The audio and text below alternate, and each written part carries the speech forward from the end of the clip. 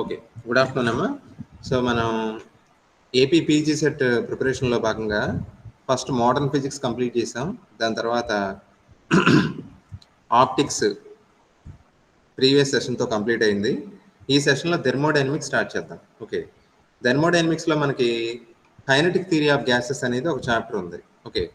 So, kinetic theory of gases అంటే ఆ పేరులోనే ఉంది. It's a theory to explain the properties of gas. ఓకేనా?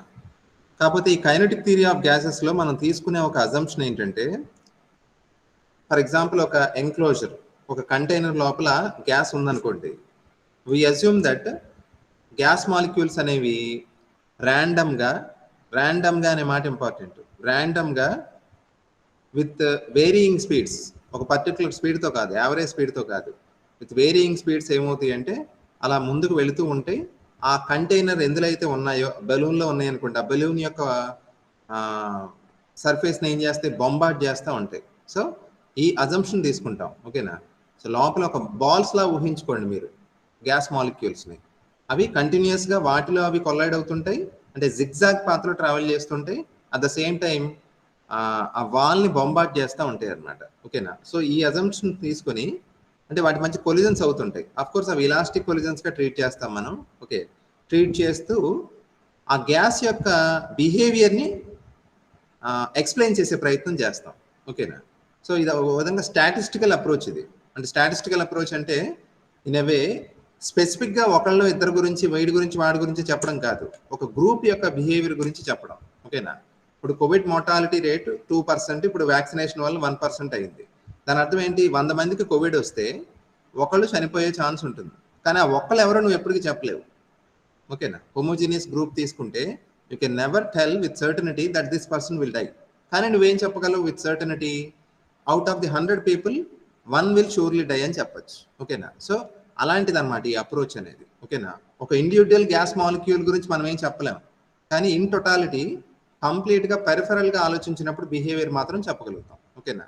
సో ఇందులో ఆల్రెడీ మీకు ఇది ఇలాబరేట్గా డిస్కస్ చేసాం మనం. సియూ సెట్ అటెండ్ అయిన వాళ్ళకి పెద్ద ప్రాబ్లం కాదు, ఒక రివిజన్ లాగా ఉంటుంది ఇది. ఎవరైతే ఫ్రెష్గా ఇప్పుడు పీజీ సెట్ వింటున్నారో వాళ్ళు మాత్రం కేర్ఫుల్గా వినండి అన్నమాట. ఓకేనా? సో కైనెటిక్ థియరీ ఆఫ్ గ్యాసెస్లో ఇప్పుడు గ్యాస్ మాలిక్యూల్స్ ఏం చేస్తాయి అని చెప్పాను? They bombard the walls of the container. In other words they exert pressure. అంతే కదా, force per unit area.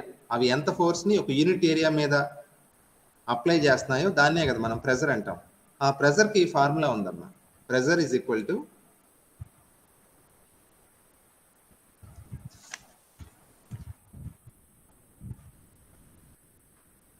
pressure is equal to 1/3 rho v square. Okay, the average is it. Okay, in other words pressure ఎంత అవుతుందంటే, just a minute, pressure is equal to 2/3 of kinetic energy of molecule.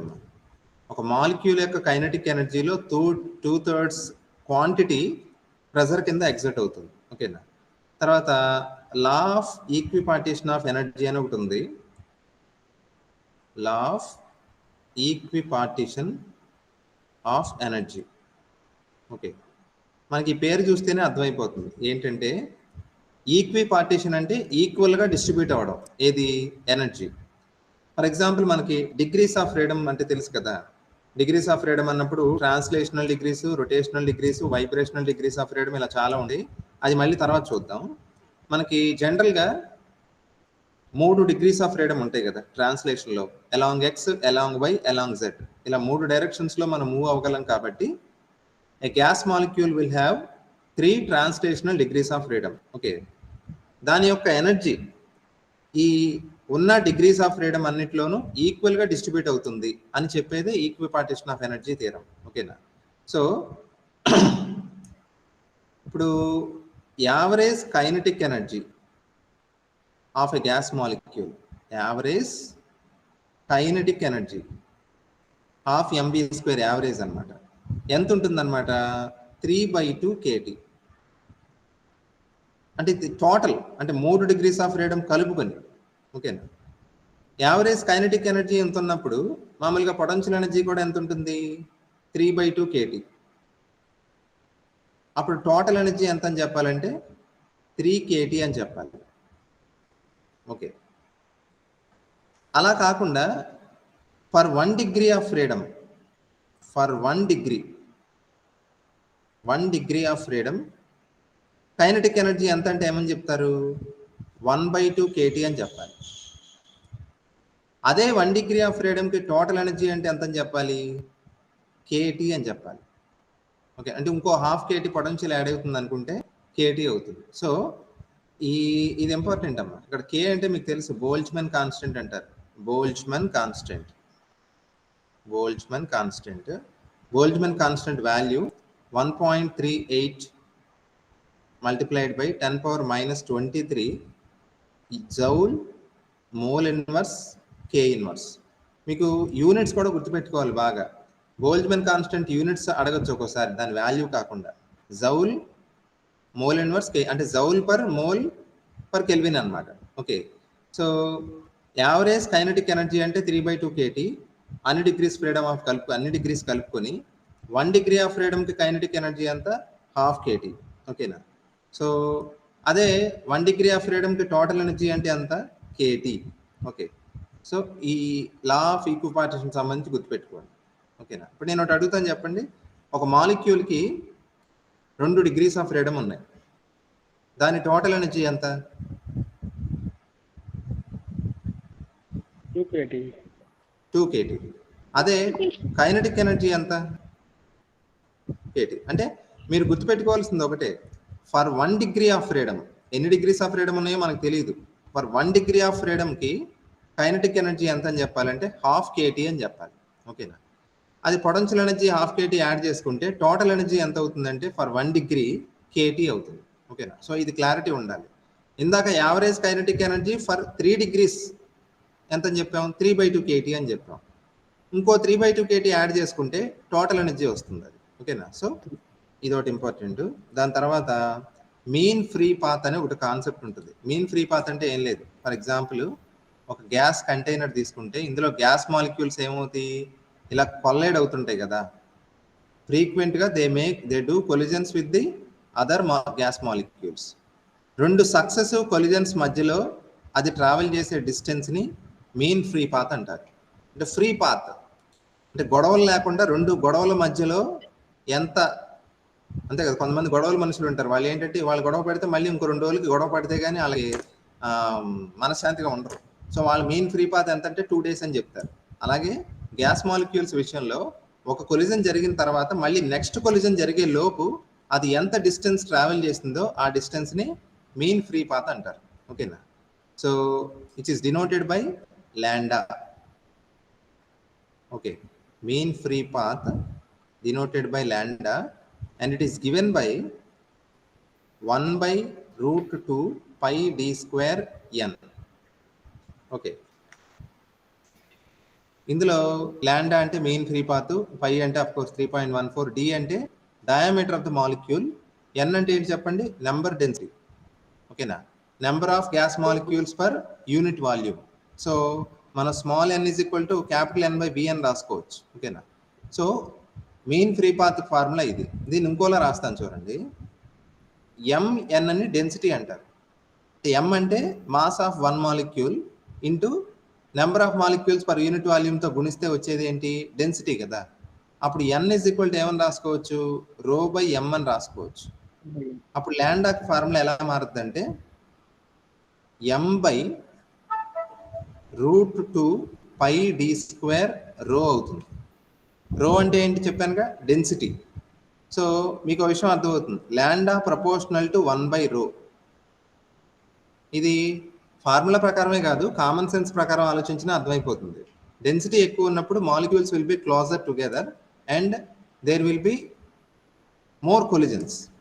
ఓకేనా? Collisions జరిగే అవకాశం ఎక్కువ ఉంటుంది దగ్గరగా ఉన్నప్పుడు. అందుకని మీన్ ఫ్రీ పాత్ ఎలా ఉంటుంది? అప్పుడు తక్కువ ఉంటుంది. ఓకేనా? So lambda proportional to 1/ρ. So mean free పాత్కి ఎక్స్ప్రెషన్ ఇంపార్టెంట్. అందులో ఒక్కో క్వాంటిటీ ఏంటో తెలియాలి. ఇక్కడ స్మాల్ ఎన్ అంటే గుర్తుపెట్టుకోండి, number density, number of molecules for unit volume. ఓకేనా? రో అంటేనేమో డెన్సిటీ, తర్వాత మ్యాక్స్వెల్ స్పీడ్ డిస్ట్రిబ్యూషన్ లా ఒకటి ఉంది. మ్యాక్స్వెల్ స్పీడ్ డిస్ట్రిబ్యూషన్ లా ప్రకారం of course lambda proportional to 1/d² కూడా ఇంపార్టెంటే. It is inversely proportional to the square of diameter of a molecule. Okay, Maxwell speed డిస్ట్రిబ్యూషన్లో మీరు బాగా గుర్తుపెట్టుకోవాల్సిన పాయింట్స్ ఏంటంటే,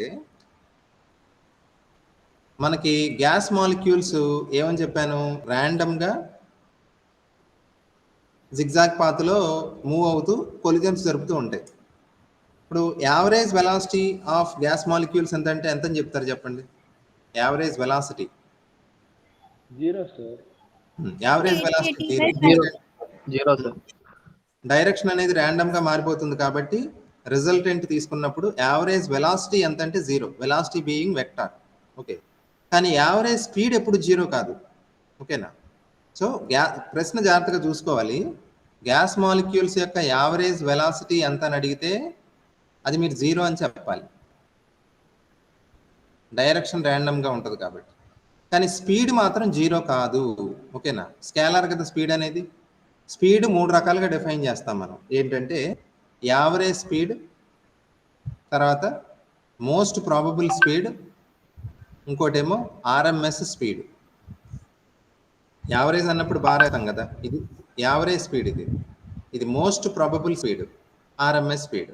ఓకేనా? వీటికి ఎక్స్ప్రెషన్స్ ఇంపార్టెంట్ అమ్మా. ఓకేనా? యావరేజ్ స్పీడ్కి ఫార్ములా ఏంటంటే 1.59 √kT/m. Okay, kT/m. తర్వాత మోస్ట్ ప్రాబబుల్ స్పీడ్కి ఫార్ములా 1.41 √kT/m.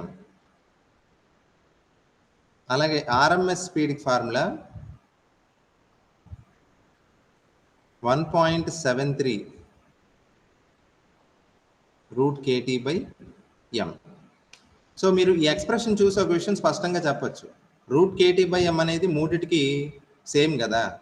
ఆ పక్కన ఉన్న కోఎఫిషియంట్ చూసి మూడిట్లో ఏది పెద్దదో చెప్పచ్చు. ఏది పెద్దదో చెప్పండి. ఏ స్పీడ్ ఎక్కువ ఉంటుంది? RMS speed. ఎందుకని? 1.73 అనేది ఎక్కువ కదా మూడిటితో. నెక్స్ట్ సెకండ్ ప్లేస్లో ఉండేది ఎవరు? యావరేజ్. దానికంటే తక్కువ, అన్నిటికంటే తక్కువ ఉండేది మోస్ట్ ప్రాబబుల్ స్పీడ్. ఈ యొక్క రిలేషన్ ఇంపార్టెంట్. ఓకేనా? యావరేజ్ స్పీడ్ ఈజీ గుర్తుపెట్టుకోవచ్చు. యావరేజ్ అంటే ఇప్పుడు మధ్యలో ఉండేదని కదా, అందుకనే ఇది మధ్యలో ఉంది. ఆర్ఎంఎస్ స్పీడ్ ఎక్కువ ఉంటుంది, హైయెస్ట్ ఉంటుంది. మోస్ట్ ప్రాబబుల్ స్పీడ్ అంటే చాలా తక్కువ ఉండే స్పీడ్ అది. ఓకేనా? సో ఈ ఫార్ములాస్ ఇంపార్టెంట్ అమ్మా. దాని తర్వాత మీకు రేషియో కూడా important. CRMS is to average and CP is equal to 1:0.921 0.817. Okay, అలాగే ఇంకోలా కూడా రాసుకోవచ్చు దీన్ని. 1.73 ఈజ్ టు 1.59 1.41. ఇది ఆబ్వియస్లీ మీకు పైన చూస్తే తెలిసిపోతుంది. 1.53 59 41. సో ఇది ఒకటి గుర్తుపెట్టుకోండి. అలాగే C bar equal to average speed ఎంత అంటే 0.921 సిఆర్ఎంఎస్. అంటే ఆర్ఎంఎస్ స్పీడ్ ఎంతో ఇచ్చి యావరేజ్ స్పీడ్ కట్టమంటే మీరు ఈ ఫార్ములా వాడాలి. అలాగే most probable speed CP is equal to 0.817 CRMS. Okay, so ఇవి ఐడియా ఉండాలమ్మా. ఇక్కడ ఇందాక ఒకటి చెప్పడం మర్చిపోయాను. బోల్జ్మన్ కాన్స్టెంట్ కే రాసినప్పుడు కేకి ఒక ఎక్స్ప్రెషన్ ఉంది, R/n అంటారు. ఓకేనా? ఆర్ అంటే ఐడియల్ గ్యాస్ కాన్స్టెంట్, అది మీకు తెలుసు. ఆర్ ఈజ్ ఈక్వల్ టు ఎంత అంటే 8.314. ఓకేనా? జౌల్ మోల్ ఇన్వర్స్ కే ఇన్వర్స్. ఓకే, ఎన్ అంటే తెలుసు కదా. ఎన్ అంటే ఏంటో చెప్పండి. క్యాపిటల్ ఎన్ అంటే అవగాడ్రోస్ నెంబర్. ఓకేనా? 6.023 into 10 సంథింగ్ ఆ నెంబర్ ఉంటుంది దానికి.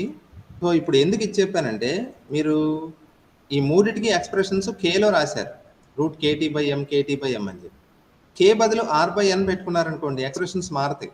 ఎలా మారుతాయి అంటే C bar is equal to ఎంత అవుద్ది? ఫర్ ఎగ్జాంపుల్ 1.59 √k బదులు R/n పెట్టినప్పుడు ఆర్టీ బై క్యాపిటల్ ఎం అవుద్ది ఇక్కడ, ఓకేనా.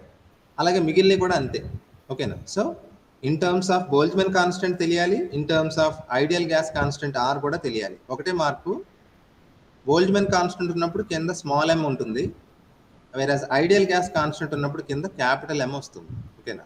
సో ఇవమ్మా రిలేషన్స్. ఇది అయిన తర్వాత ట్రాన్స్పోర్ట్ ఫినామినాలోకి వెళ్దాం. Transport phenomena.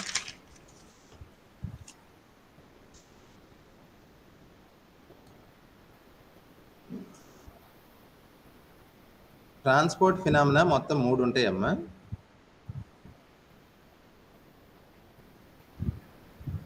ఓకే, ఆ 3 ఏంటంటే, ఒకటి విస్కాసిటీ,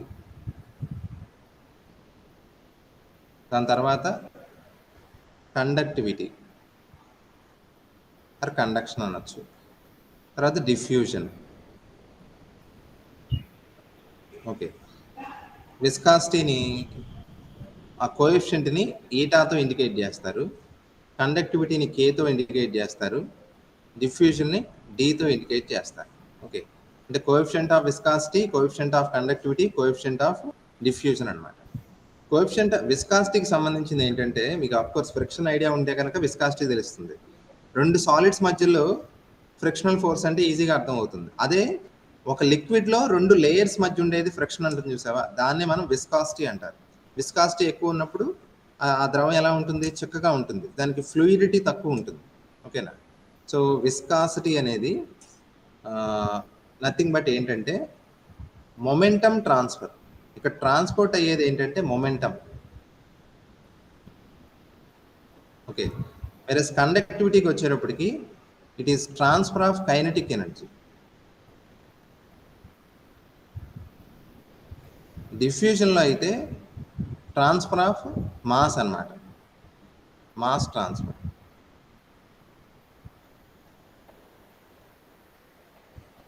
మొమెంటం. ఓకే, నీకు ప్రతిదానికి ఎక్స్ప్రెషన్స్ చెప్తాను, నోట్ చేసుకోండి. ఈటాకి expression MC bar by 3√2 πd². Okay, ఈ ఫార్ములా చూసి మనం కొన్ని చెప్పాలి. ఈ కోఎఫిషియంట్ ఆఫ్ విస్కాసిటీ అనేది ప్రెషర్ మీద అలాగే డెన్సిటీ మీద డిపెండ్ అవ్వదని అందుకని కొట్టేశాను ఇక్కడ, ఓకేనా. మరి వేటి మీద డిపెండ్ అవుతుందంటే చూస్తే తెలిసిపోతుంది కదా, ప్రపోర్షనల్ టు సి బార్, ఓకేనా. యావరేజ్ స్పీడ్ మీద డిపెండ్ అవుతుంది, అలాగే √T, ఎందుకని సి బార్కి ఎక్స్ప్రెషన్లో √T ఉంటుంది కదా, అందుకని ఈటా ప్రపోర్షనల్ టు √T. అలాగే ఈటా ప్రపోర్షనల్ టు ఫార్ములాలో 1/d² ఉంది కదా, అది కూడా important. Of course eta proportional to M కూడా ఉంటుంది, ఎం స్మాల్ ఎం. సో ఇది విస్కాసిటీ గురించి అమ్మా. కండక్టివిటీకి వచ్చేటప్పటికి ఎక్స్ప్రెషన్ ఏంటంటే K is equal to MC bar CV by 3√2 πd². మీకు ఇక్కడ చూస్తే అర్థమైపోతుంది, ఎంసీ బార్ బై 3√2 πd² మనం ఏమంటాం, ఈటా అంటాం. So K is equal to ఎంత అవుతుంది ఇక్కడ, K is equal to eta into CV, ఓకేనా. సో ఇంకోలా రాస్తే K by eta is equal to CV, అదొక relation, okay.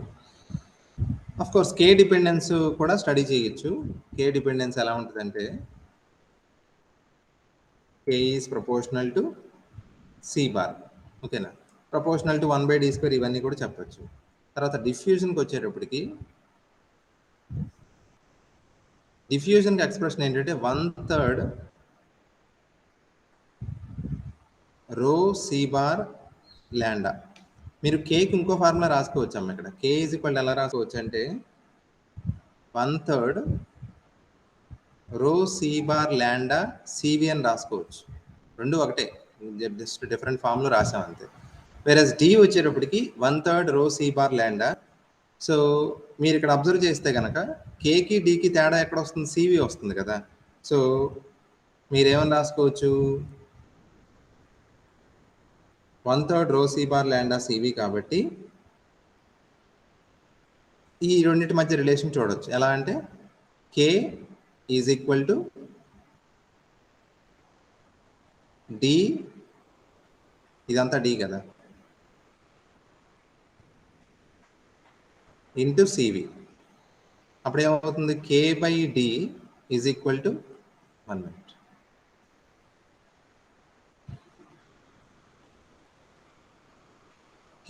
K is equal to D into CV అవుతుంది. In other words K by D is equal to CV అవుతుంది. ఇది ఒక relation.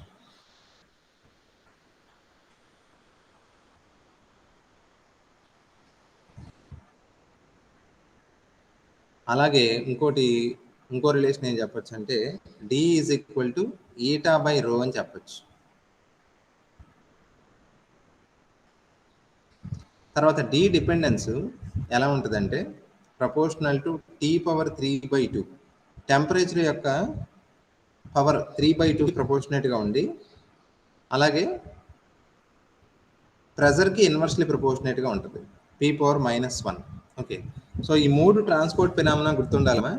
ప్రతి దానికి డిపెండెన్స్ ఐడియా ఉండాలి, ఫార్ములా తెలియాలి. అలాగే ఈ మూడింటి మధ్య ఒకదానికొకటి మధ్య రిలేషన్స్ ఏమున్నాయో కూడా తెలియాలి. మనం కొంచెం ప్రీవియస్ పేపర్స్ అవి చేస్తుంటే ఇంకా కొంచెం బాగా క్లారిటీ వస్తుంది. తర్వాత మీకు తెలుసు, మనం గ్యాసెస్ గురించి స్టడీ చేస్తున్నప్పుడు ఐడియల్ గ్యాస్ అంటే ఈక్వేషన్ ఎలా రాస్తాం, PV is equal to NRT అని రాస్తాం. కోర్స్ ఎన్ అంటే నెంబర్ ఆఫ్ మోల్స్ కదా, జనరల్గా 1 మోల్ తీసుకుంటే PV is equal to RT అని రాస్తాం. ఓకేనా, ఇది ideal gas.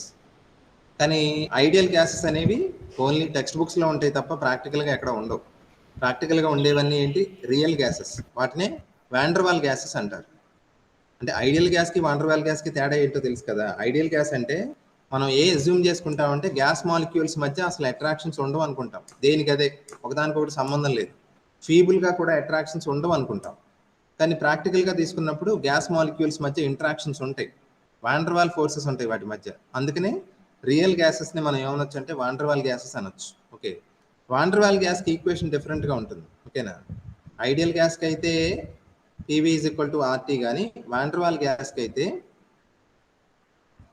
P plus a by V square into V minus B is equal to RT. దీన్ని వాండర్వాల్ ఈక్వేషన్ అంటారు. ఓకేనా, ఇందులో ఆఫ్ కోర్స్ ఏ బి కనిపిస్తున్నాయి చూసారా, వాటిని వాండర్వాల్ కాన్స్టెంట్స్ అంటారు.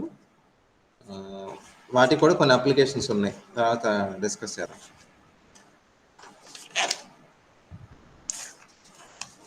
ఓకే,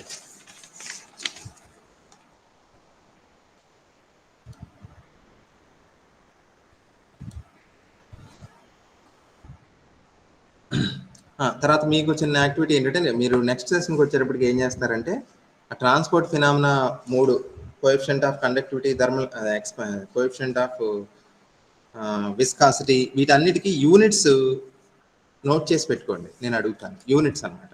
అంటే కోఎఫిషియంట్ ఆఫ్ విస్కాసిటీ యూనిట్స్ ఏంటి, ఓకేనా, అలాగే కండక్టివిటీ యూనిట్స్ ఏంటి, ఇలా ప్రతిదీ నోట్ చేసి పెట్టుకోండి. నెక్స్ట్ క్లాస్లో అది అడిగినప్పుడు చెప్తారు. కానీ నెక్స్ట్ థెర్మోడైనమిక్స్లోకి వెళ్తే కనుక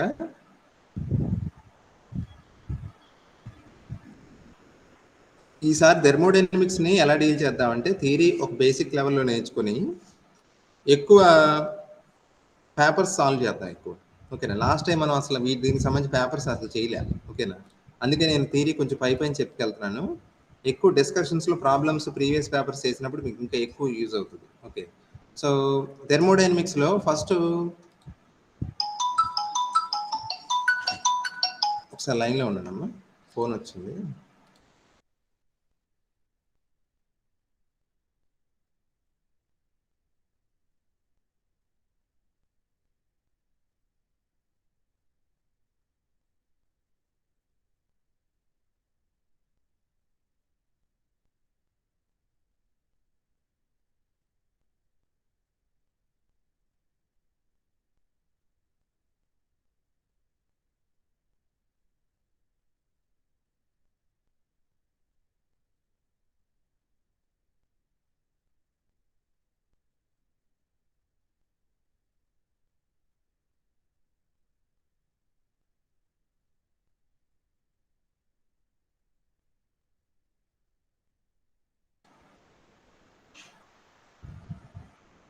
ఓకే, థెర్మోడైనమిక్స్ ఆ పేరు చూస్తేనే అర్థమవుతుంది. థెర్మో అంటే సంథింగ్ రిలేటెడ్ టు హీట్ కదా.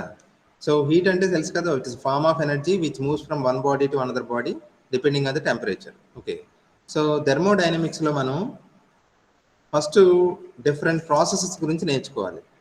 ఓకేనా, అంటే ఐసోథర్మల్, అడియాబాటిక్, ఇలా డిఫరెంట్ ప్రాసెస్ ఉంటాయి కదా, అవన్నీ తెలుసుకొని దాని తర్వాత లాస్ ఆఫ్ థెర్మోడైనమిక్స్ ఉంటాయి, వాటిని స్టడీ చేయాలి. ఓకే, సో ఫస్ట్ మనకి ఐసోథర్మల్ ప్రాసెస్. ఓకేనా, ఐసోథర్మల్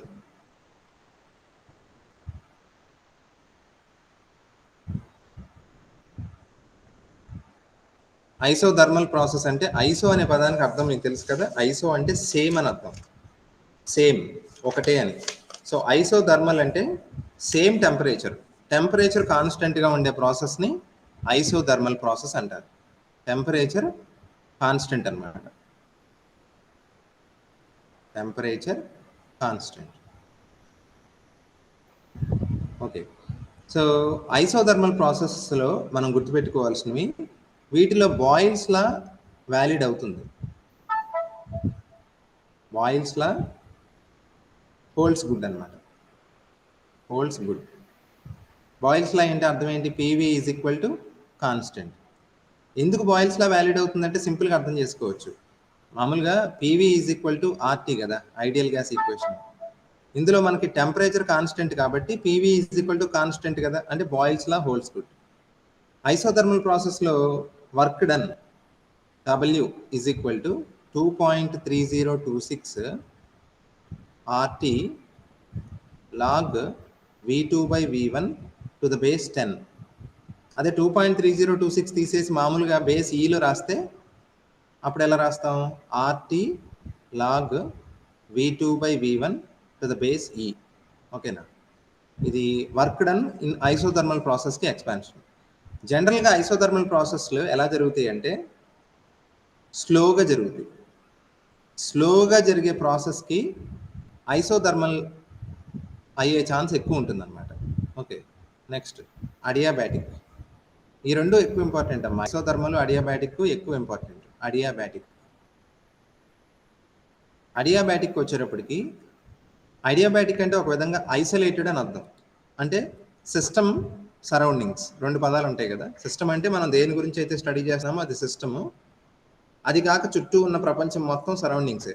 ఓకేనా, సిస్టమ్కి సరౌండింగ్స్కి మధ్య హీట్ ట్రాన్స్ఫర్ జరగకపోతే, అంటే ఇచ్చిపుచ్చుకోవడం ఉండదు దేనికి అదే, సిస్టమ్ అనేది బయట నుంచి హీట్ తీసుకోదు, అది హీట్ని బయటికి కోల్పోదు, అలా ఐసోలేటెడ్గా ఉంటే కనుక అలాంటి ప్రాసెస్ని ఏమంటారు, అడియాబాటిక్ ప్రాసెస్ అంటారు. ఓకే, అంటే ఇక్కడ మనం రాసుకోవాల్సింది ఏంటి, no heat exchange, no heat exchange. సిస్టమ్కి సరౌండింగ్స్కి మధ్య హీట్ ఎక్స్చేంజ్ అనేది ఉండదు. టెంపరేచర్ కాన్స్టెంట్గా ఉంటుందా, మారుతుందా చెప్పండి?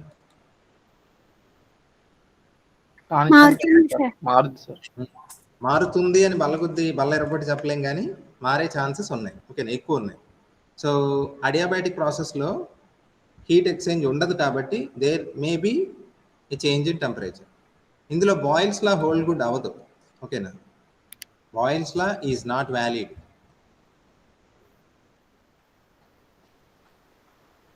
వ్యాలిడ్ అవ్వదు. బాయిల్స్ లా వ్యాలిడ్ అవ్వదంటే PV is equal to constant కాదు కదా. మాది ఏది కాన్స్టెంట్ అంటే PV power gamma is equal to constant అమ్మ. పీవీ పవర్ గామానే కాదు, ఇంకోలా రాసుకోవచ్చు దాన్ని, టీవీ పవర్ గామా -1 అని రాసుకోవచ్చు, P power 1 - gamma, T power gamma, ఇది కాన్స్టెంట్గా ఉంటుంది. ఓకే, ఇది అడియాబాటిక్ ప్రాసెస్. తర్వాత అడియాబాటిక్ ప్రాసెస్లో వర్క్ డన్కి కూడా ఎక్స్ప్రెషన్ చెప్తున్నాను చూడండి, R into T1 - T2 by gamma -1. So ఇక్కడ T1 T2లో వచ్చినాయి అంటేనే అర్థమైపోతుంది కదా మీకు, అడియాబాటిక్ ప్రాసెస్లో there may be a change in temperature, that's why initial temperature, final temperature రెండు ఉంటాయి. ఓకేనా, సో T1 T2లో రాయొచ్చమ్మా, లేకపోతే ఇంకోలా రాసుకోవచ్చు. ఎలా అంటే P2 V2 minus P1 V1 by 1 - gamma అని కూడా రాసుకోవచ్చు. ఓకే, సో ఏదైనా ఓకే, మన సందర్భాన్ని బట్టి ఏది అవసరమైతే అది ఉపయోగించాలి. ఓకే, సో ఇదమ్మా ఫస్ట్ ఐసోథర్మల్ అడియాబాటిక్ అయిపోయినాయి. ఐసోథర్మల్ అడియాబాటిక్ ప్రాసెసెస్లో వర్క్ డన్, ఓకేనా. బాయిల్స్లా వ్యాలిడ్ అవ్వకపోతే ఏది వ్యాలిడ్ అవుద్ది, తర్వాత ఏది స్లోగా జరుగుతుంది, ఏది స్పీడ్గా జరుగుతుంది చెప్పాను కదా. మనకు ఐసోథర్మల్ అనేది స్లోగా జరిగే ప్రాసెసెస్, వేరే అడియాబాటిక్ ప్రాసెసెస్ జనరల్గా ఫాస్ట్గా జరుగుతాయి. ఓకేనా. సో ఈ క్లాసిఫికేషన్ గుర్తుపెట్టుకోండి. ఐసోథర్మల్ అంటే అర్థం ఏంటి, సింపుల్గా ఐసో అంటే సేమ్ కాబట్టి సేమ్ టెంపరేచర్ కాన్స్టెంట్గా ఉన్న ప్రాసెస్ ఏదైనా సరే ఐసోథర్మల్ అవుతుంది. బాయిల్స్లా వ్యాలిడ్ అవుతుంది, వర్క్ డన్ ఫార్ములా, స్లోగా జరుగుతుంది ఆ ప్రాసెస్. అడియాబాటిక్ అంటే ఐసోలేటెడ్గా ఉన్న సిస్టమ్స్, వాటికి బయట ప్రపంచంతో సంబంధం లేదు. ఓకేనా. హీట్ ఎక్స్చేంజ్ అనేది ఉండదు సిస్టమ్కి సరౌండింగ్స్కి మధ్య. బాయిల్స్లా ఇందులో వ్యాలిడ్ అవ్వదు, వేరే బాయిల్స్లా కాకుండా పీవీ పవర్ గామా ఇవి వ్యాలిడ్ అవుతాయి. వర్క్ డన్ ఫార్ములా చెప్పాను. ఓకేనా. ఈ ప్రాసెసెస్ జనరల్గా స్పీడ్గా జరుగుతాయి. ఓకేనా. దీని తర్వాత మనం లాస్ ఆఫ్ థెర్మోడైనమిక్స్లోకి వెళ్దాం. Laws of thermodynamics.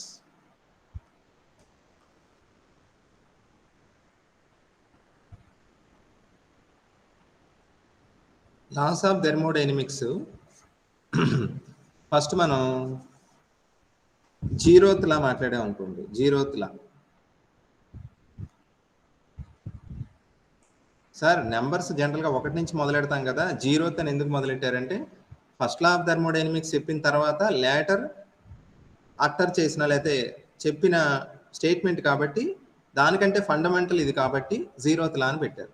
Zeroth law of thermodynamics దేని గురించి చెప్తుందంటే టెంపరేచర్ గురించి చెప్తుంది. ఓకేనా. టెంపరేచర్ అంటే ఏం చెప్తుంది, ఏ బిసి అనే 3 సిస్టమ్స్ ఉన్నాయనుకోండి. A is equal to B, B equal to C అయితే అప్పుడు ఆటోమేటిక్గా ఏ ఈక్వల్ టు సి అవుతుంది. అంటే అలా ఈక్వల్ అవుతుందని చెప్పడం అంటే మ్యాథమెటికల్గా కాదు నా ఉద్దేశం. ఏ బి అనే 2 సిస్టమ్స్ థర్మల్ ఈక్విలిబ్రియంలో ఉండి బిసిలో థర్మల్ ఈక్విలిబ్రియంలో ఉంటే ఏసి కూడా థర్మల్ ఈక్విలిబ్రియంలో ఉంటాయి. అంటే ఏం లేదమ్మా, థర్మల్ ఈక్విలిబ్రియం అంటే అర్థం ఏంటంటే చెప్తాను చూడండి. థర్మల్ ఈక్విలిబ్రియం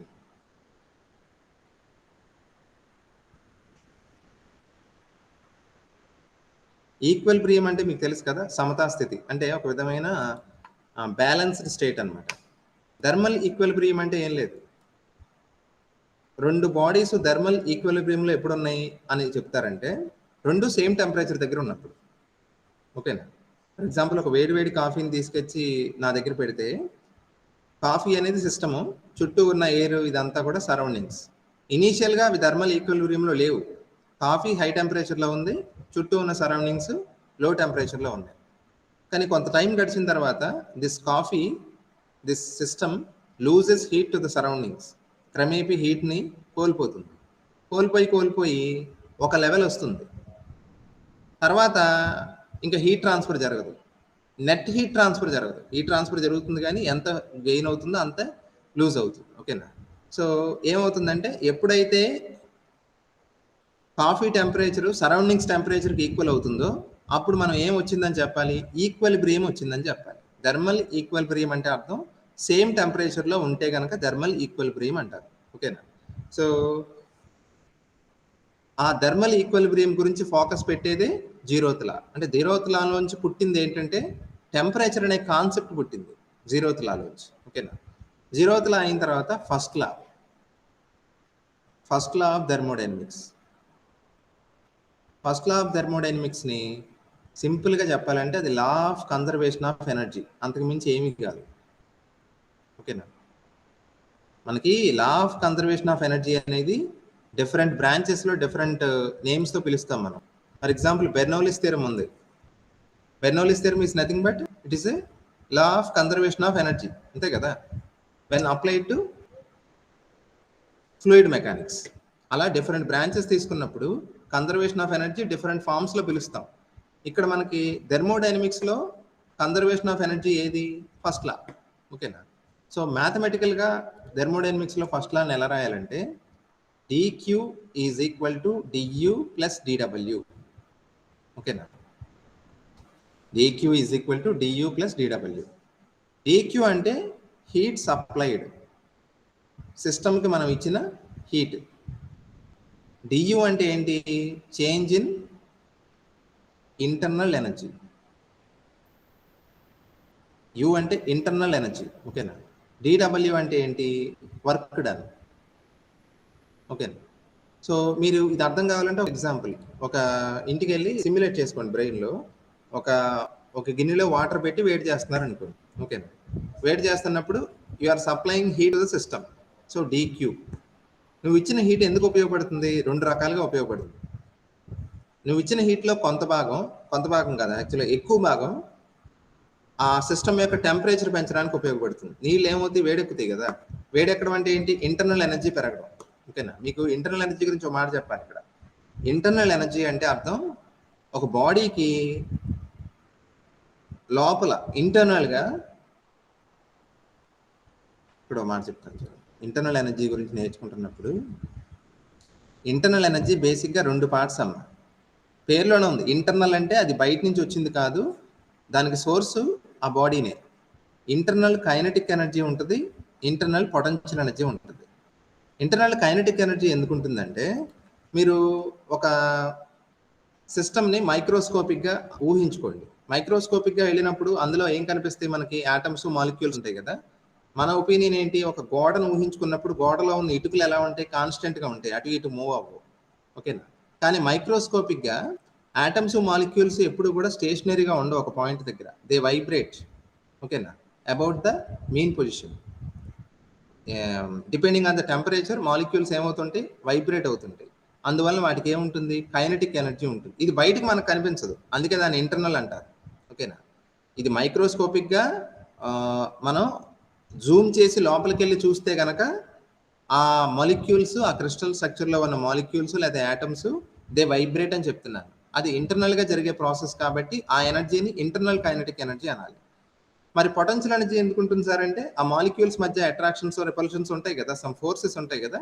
ఆ ఫోర్సెస్ ఉన్నప్పుడు ఆబ్వియస్లీ ఏముంటుంది? పొటెన్షియల్ ఎనర్జీ ఉంటుంది. సో ఒక మెటీరియల్కి లేదా ఒక శాంపిల్కి ఇంటర్నల్గా కైనెటిక్ ఎనర్జీ ఉంటుంది, పొటెన్షియల్ ఎనర్జీ ఉంటుంది. కాకపోతే గుర్తుపెట్టుకోవాల్సింది, పొటెన్షియల్ ఎనర్జీ ఆఫ్ కోర్స్ ఆ మాలిక్యూల్స్ మధ్య ఉన్న సెపరేషను, వాటి మధ్య ఉన్న ఫోర్సెస్, వాటి మీద డిపెండ్ అవుతుంది. కానీ ఇంటర్నల్ కైనెటిక్ ఎనర్జీ మాత్రం దేని మీద డిపెండ్ అవుతుంది? టెంపరేచర్ మీద. టెంపరేచర్ మారితే ఇంటర్నల్ కైనెటిక్ ఎనర్జీ మారుతుందమ్మ, ఓకేనా? టెంపరేచర్. ఇప్పుడు నేను ఒక బాడీని హీట్ చేశాను అనుకోండి, టెంపరేచర్ పెరుగుద్ది. టెంపరేచర్ పెరిగినప్పుడు ఏమవుతుంది? అప్పుడు దాకా స్లోగా వైబ్రేట్ అయిన మాలిక్యూల్స్ కాస్త స్పీడ్గా వైబ్రేట్ అవుతాయి. ఇప్పుడు అంటే ఫ్రీక్వెన్సీ పెరుగుతుంది, ఓకేనా? సో మైక్రోస్కోపిక్గా ఆలోచిస్తే, when you raise the temperature of a body, in other words you are enhancing the vibrations of the molecules or atoms, okay? So an increase in temperature leads to an increase in internal kinetic energy. Internal kinetic energy పెరిగిందంటే automatic ఏం పెరుగుతుంది? Internal energy పెరుగుతుందిగా.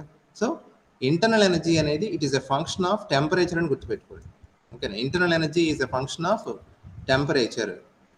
You is equal to function of temperature. Temperature కాన్స్టెంట్గా ఉందనుకోండి, internal energy ఎలా ఉంటుంది? Constant, మారదు. So internal energy temperature మీదే depend అవుతుంది. ఇప్పుడు ఐసోథర్మల్ ప్రాసెస్ ఉంది, అక్కడ టెంపరేచర్ కాన్స్టెంట్ కదా. సో టెంపరేచర్ కాన్స్టెంట్ కాబట్టి ఇంటర్నల్ ఎనర్జీ కూడా కాన్స్టెంటే కదా. అందుకే ఏమవుతుంది? ఇంటర్నల్ ఎనర్జీలో చేంజ్ ఉండదు.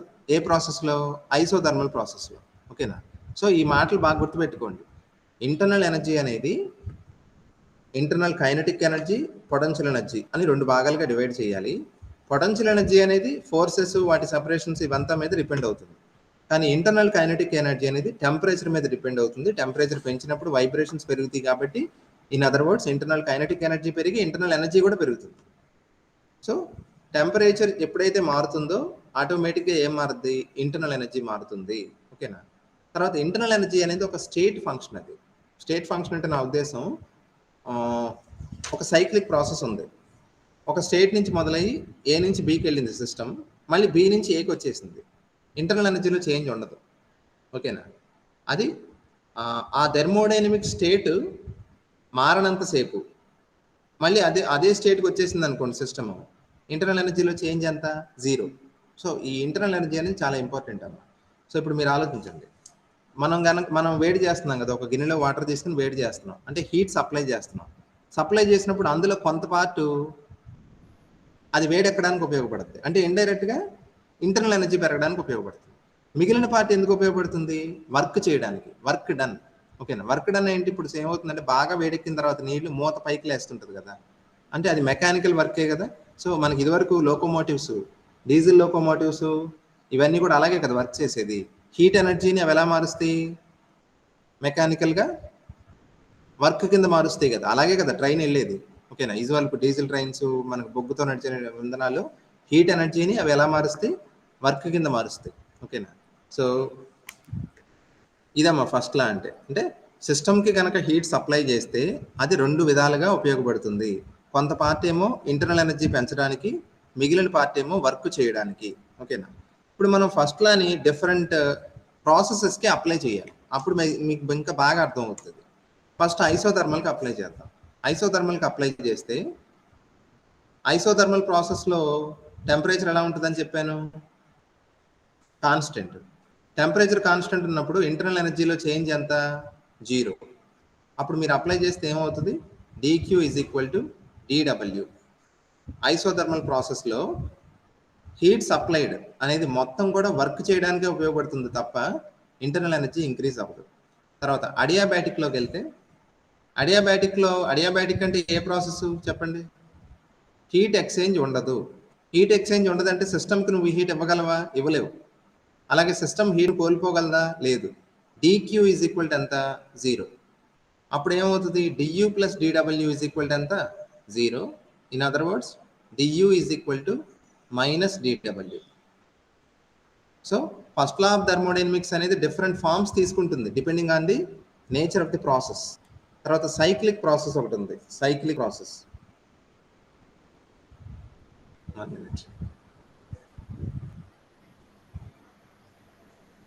సైక్లిక్ ప్రాసెస్లో అయితే మీకు ఏం చెప్పాను ఇందాక? సైక్లిక్ ప్రాసెస్ అంటే సిస్టమ్ ఏ నుంచి బికి వెళ్ళి మళ్ళీ బి నుంచి ఏకే వచ్చేసింది అనుకోండి, ఇది ఒక సైక్లిక్ ప్రాసెస్ కదా.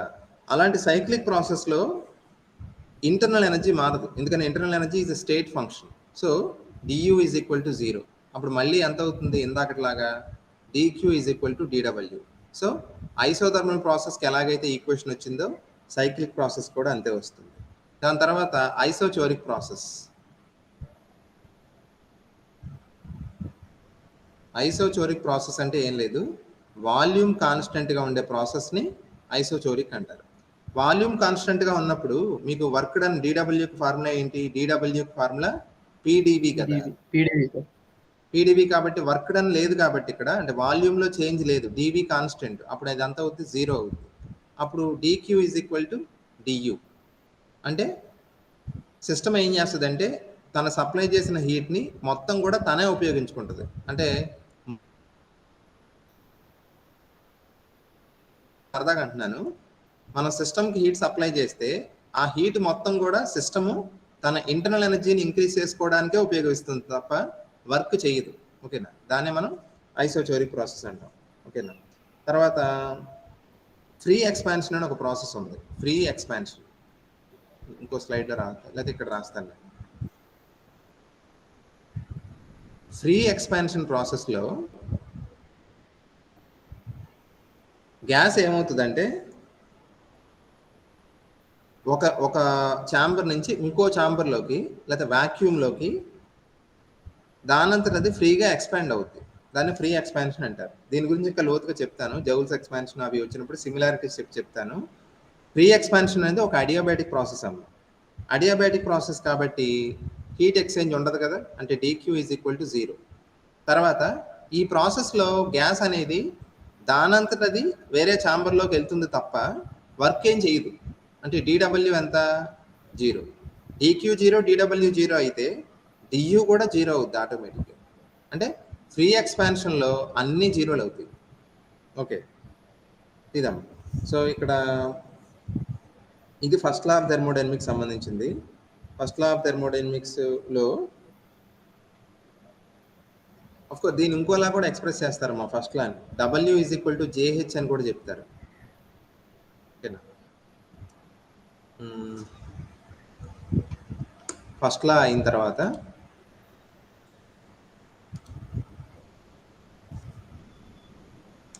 మీకు స్పెసిఫిక్ హీట్స్ గురించి కొన్ని రిలేషన్స్ ఉన్నాయి. Sir second law third law చెప్తానమ్మా, సెకండ్ లా థర్డ్ లా చెప్తాను. అయితే ముందు సెకండ్ లా చేస్తాను నేను. ఫ్రీ ఎక్స్పాన్షన్ లో చేంజ్ చెప్పలేదు సార్. ఏదమ్మా? ఫ్రీ ఎక్స్పాన్ ఇప్పుడు చెప్పిన దాంట్లో చేంజ్ అవుతుంది కదా సార్, చేంజ్ తర్వాత చెప్తారు సార్. అదే ఫ్రీ ఎక్స్పాన్షన్లో ఏమవుతుందంటే వర్క్ డన్ జీరోనమ్మా. తర్వాత అది అడియాబాటిక్ ప్రాసెస్ కాబట్టి heat supplied or heat lost dQ is equal to zero. అలాగే డిక్యూ జీరో డిడబ్ల్యూ జీరో అయినప్పుడు టియూ కూడా జీరోయే కదా. సో ఫ్రీ ఎక్స్పాన్షన్లో ఏ చేంజ్ ఉండదు, అన్ని జీరోలే. కాకపోతే ఎంట్రోపీలో చేంజ్ వస్తుంది, అది మనం ఎంట్రోపీ కాన్సెప్ట్ వచ్చినప్పుడు చూద్దాం. ఓకేనా? ఫస్ట్ లాక్ అప్లై చేసినప్పుడు మాత్రం 3 సున్నాలు ఉంటాయి ఎందులో? ఫ్రీ ఎక్స్పాన్షన్లో. ఓకేనమ్మా? Okay sir. Okay. So second లాకి వచ్చినప్పుడు సెకండ్ లా ఏం చెప్తుందంటే సెకండ్ లా ఆఫ్ థర్మోడైనమిక్స్ మీకు ఫస్ట్ లా సెకండ్ లాకి తేడా ఏంటో చెప్పిన. ఫస్ట్ లా ఆఫ్ థర్మోడైనమిక్స్ ఏమో నువ్వు ఇచ్చిన హీటు ఎలా యూజ్ అవుతుంది అని మాత్రమే చెప్తుంది. సెకండ్ లా ఏం చెప్తుంది? డైరెక్షన్ ఆఫ్ దట్ ప్రాసెస్, ఆ ప్రాసెస్కి డైరెక్షన్ ఇస్తుంది. అంటే మీకు అందరికీ తెలుసు కదా, ఎప్పుడు కూడా హీట్ అనేది హాట్ బాడీ నుంచి కోల్డ్ బాడీకి ట్రాన్స్ఫర్ అవుతుంది తప్ప కోల్డ్ బాడీ నుంచి హీట్ బాడీకి హాట్ బాడీకి దానంతట అది ట్రాన్స్ఫర్ అవ్వదు. ఓకేనా? మనం రిఫ్రిజిరేటర్ లాంటి ఒక మిషన్ కనిపెట్టి చేసుకోవాలి ఆ పని. ఓకేనా? సో అదే సెకండ్ లా, అంతకు మించి ఏం కాదు. దాన్నే మనం కెల్విన్ స్టేట్మెంట్ అని, క్లాసియస్ స్టేట్మెంట్ అని ఏదో రకరకాలుగా చెప్తాం తప్ప సెకండ్ లా ఎసెన్స్ ఏంటంటే heat is transferred from A hot body to cold body, అంతే తప్ప వైస్ వర్సా జరగదు అని చెప్పేది సెకండ్ లా. దాన్ని మ్యాథమెటికల్గా రాయాలంటే dQ is equal to TdS అని రాస్తారు. ఓకేనా? దాన్ని ఇంకోలా రాస్తే dS is equal to dQ by T. ఇక్కడ ఎస్ అనే కొత్త క్యారెక్టర్ ఒకటి వచ్చింది. ఎస్ అంటే ఎంట్రోపీ అని. ఓకేనా? మీకు సెకండ్ లా ఆఫ్ థర్మోడైనమిక్స్ అనేది థర్మోడైనమిక్స్ పాయింట్ ఆఫ్ వ్యూలోనే కాదు, జనరల్గా కూడా చాలా గొప్ప ఫండమెంటల్ లా అది నేచర్లో. అది ఏం చెప్తుందంటే ఒక ప్రాసెస్కి డైరెక్షన్ ఇస్తుంది అనమాట. ఆ ప్రాసెస్ అంటే నా ఉద్దేశం ఫిజికల్ ప్రాసెసే కాదు, కెమికల్ ప్రాసెస్, బయలాజికల్ ప్రాసెస్, ఏదైనా సరే any process takes place in such direction that entropy increases. Entropy increase అయ్యే డైరెక్షన్లోనే ఒక ప్రాసెస్ జరుగుతుంది తప్ప ఎంట్రోపీ తగ్గే డైరెక్షన్లో ఏ ప్రాసెస్ కూడా జరగదు. మీకు ఎంట్రోపీ అంటే ఒక విధంగా అది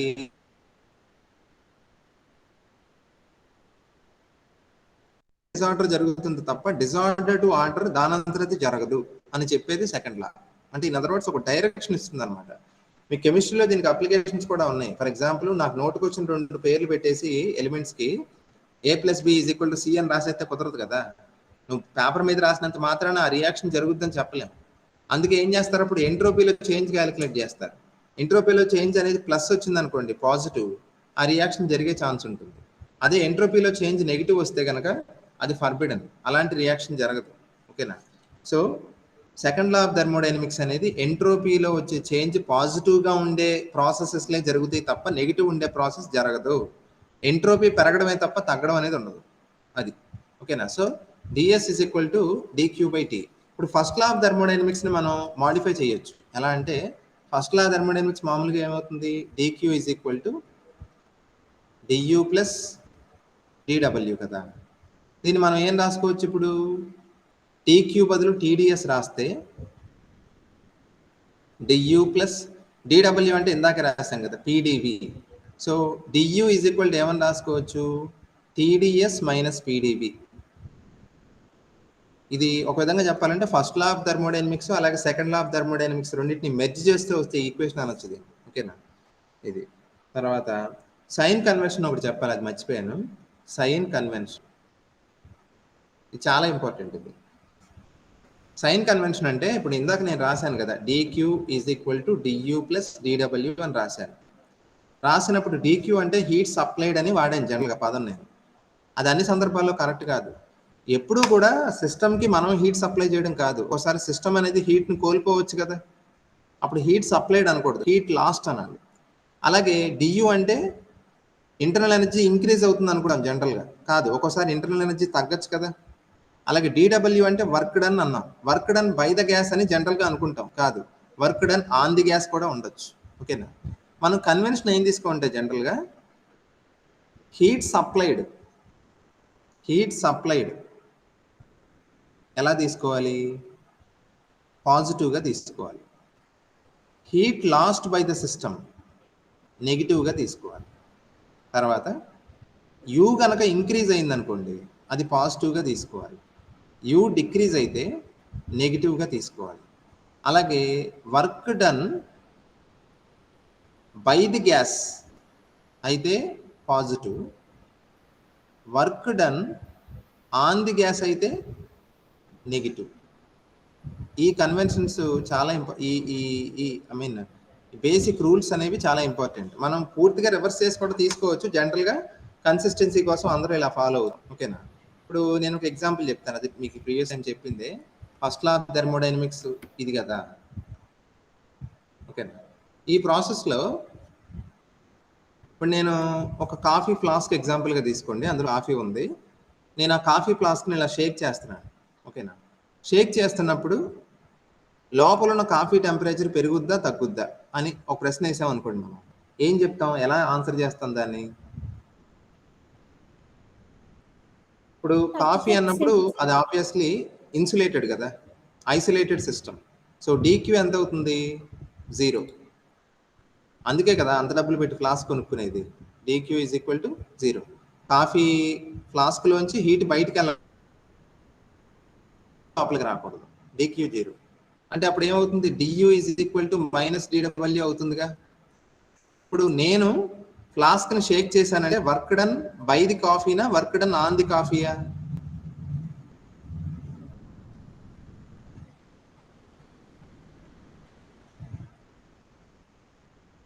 సిస్టమ్ వర్క్ చేసే అంతే, కరెక్ట్ అమ్మా. సిస్టమ్ కనుక వర్క్ చేస్తే అది పాజిటివ్, సిస్టమ్ మీద వర్క్ జరిగితే అది నెగిటివ్.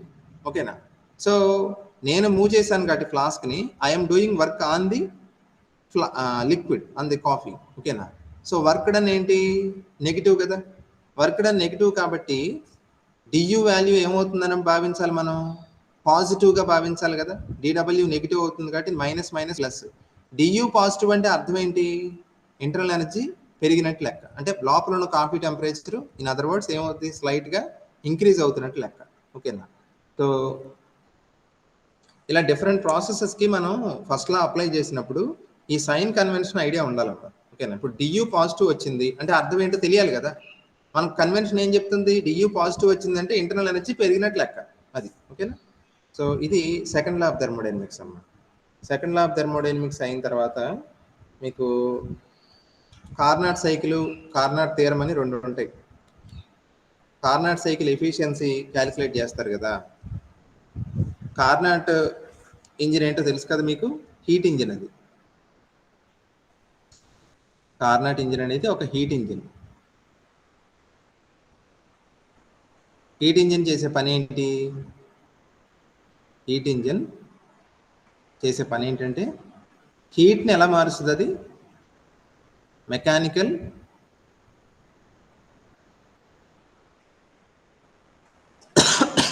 హీట్ని వర్క్ కింద మారుస్తుంది. అంటే ఇదివరకు లోకోమోటివ్స్ చేసే పని అదే. ఓకేనా, బొగ్గులోంచో లేకపోతే డీజిల్లోంచో హీట్ ఎనర్జీ తీసుకొని ఆ హీట్ ఎనర్జీని ఎలా మారుస్తాయి? అవి వర్క్ కింద మారుస్తాయి. ఓకేనా, కార్నాట్ ఇంజిన్లో మనకి 4 ప్రాసెస్లు ఉంటాయి తెలుసు కదా. PV డయాగ్రామ్ ఉపయోగించి చెప్తాను.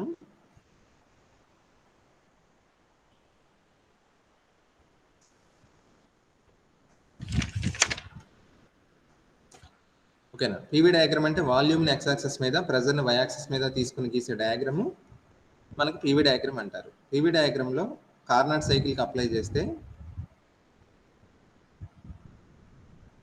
ఓకేనా, A నుంచి B, తర్వాత B నుంచి C, C to D, D to A. ఓకేనా, A నుంచి Bకి ప్రాసెస్ ఏంటి? Isothermal expansion. ఓకే, B నుంచి Cకి ఏంటంటే అడియాబాటిక్ ఎక్స్పాన్షన్. అలాగే C నుంచి Dకి ఐసోథర్మల్ కంప్రెషన్.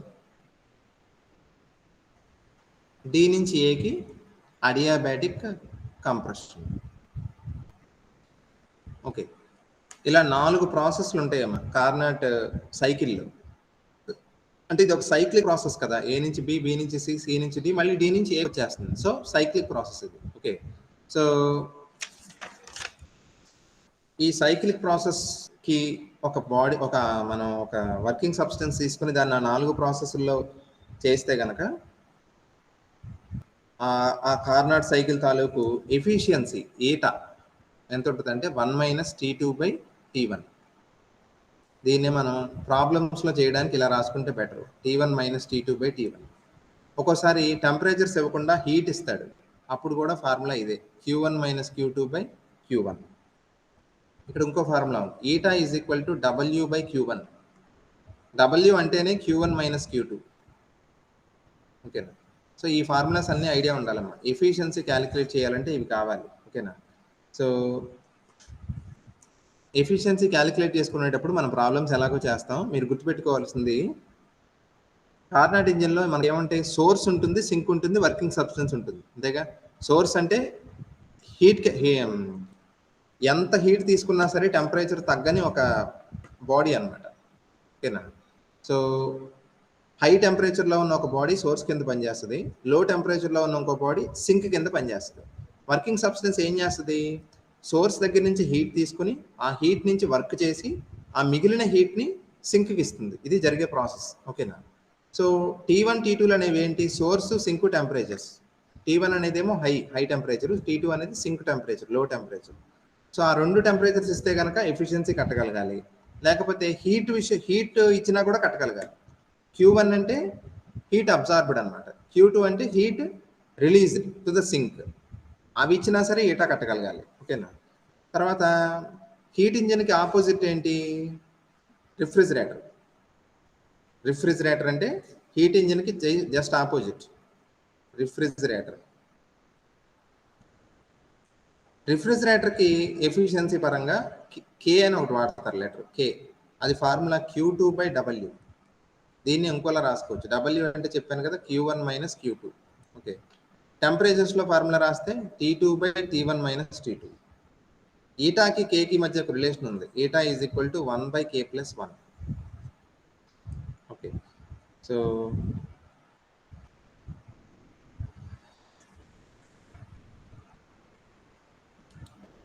ఓకే సరే, ఇక్కడతో ఆపుతున్నానమ్మా, కొంచెం వర్క్ ఉంది నాకు.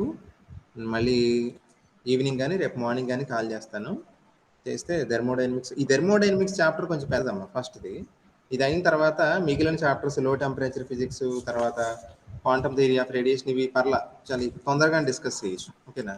మ్యాక్సిమం 9th, 10th ఈ థెర్మోడైనమిక్స్ టాపిక్ అవగొట్టేస్తే అప్పుడు ఒక 1 or 2 days మనం ప్రీవియస్ పేపర్ సాల్వ్ చేస్తే మిగిలిన 10 daysలో హ్యాపీగా పేపర్ ఎలక్ట్రిసిటీ మ్యాగ్నెటిజం పేపర్ను ఫస్ట్ ఇయర్ పేపర్ ఒక 2-3 రోజులు చూస్తే సరిపోతుంది, పెద్ద విషయం కాదు. ఓకే, మళ్ళీ కనెక్ట్ అవుతారు కదా. చెప్పండి అమ్మ శ్రీనివాస్. కోఎఫిషియంట్ ఆఫ్ పర్ఫార్మెన్స్ ఇదేనా సార్? ఇదేనమ్మా, కే అంటే కోఎఫిషియంట్ ఆఫ్ పర్ఫార్మెన్స్. అదే నేను ఏదో మైండ్ బ్లాక్ అయ్యి ఆ పేరు చెప్పలేదు. కే అంటే కోఎఫిషియంట్ ఆఫ్ పర్ఫార్మెన్స్. రిఫ్రిజిరేటర్కి ఉంటుంది ఆ ప్రాపర్టీ, హీట్ ఇంజిన్కి కాదు. ఓకేనమ్మా? సార్ థర్డ్ లా చెప్పలేదు సార్. నెక్స్ట్ ఇంక చెప్తానమ్మా, తర్వాత చెప్తానే. Okay sir. Entropy change in adiabatic అది కూడా ఐసోథర్మల్ చేయించాలి. ఎంట్రోపీ చేంజ్ జౌల్స్ ఎక్స్పాన్షన్ లో ఎంత ఉంటుంది, రివర్సిబుల్ లో ఎంత, ఇర్రివర్సిబుల్ లో ఎంత, ఇంకా ఇవన్నీ చాలా టాపిక్స్ ఉన్నాయమ్మా. టీఎస్ డయాగ్రామ్ ఒకటి, ఇవన్నీ చూద్దాం.